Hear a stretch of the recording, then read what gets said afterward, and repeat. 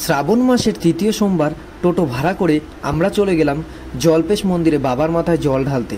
আর আমরা কিন্তু জটিলেশ্বর মন্দিরের রাস্তা দিয়ে চলে গেলাম। আর এখানে পৌঁছে টিকিট কেটে নিলাম। টিকিট মাত্র 50 টাকা। টিকিট কেটে লাইনে দাঁড়িয়ে পড়লাম জল্পেশ বাবার মাথায় জল ঢালার জন্য। আর লাইনে কিন্তু প্রচণ্ড পরিমাণ ভিড় ছিল। আমরা টোটোতে চড়েছিলাম 8:30 নাগাদ, আর এখানে পৌঁছেছিলাম মোটামুটি 30 থেকে 40 মিনিট পর।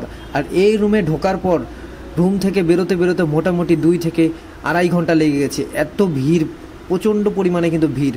আর আমাদের সঙ্গে যারা ছিল তারা লাইনচ্যুত হয়ে গেছে, কারণ তারা পুজোর জিনিসপত্র কেনার জন্য আমাদের থেকে পরে লাইনে দাঁড়িয়েছে। আর তারপরে কিন্তু আমরা অনেকটা আগে চলে আসলাম বাবার মাথায় জল ঢালার জন্য। মোটামুটি চলে আসলাম, আর লাইনটা দেখতেই পাচ্ছ কতটা ভিড়। তারপর জল টল ঢেলে আমরা বাড়ি চলে গেলাম। তো তোমরা যদি জলপেশে জল ঢেলে থাকো অবশ্যই কমেন্টে জানিও।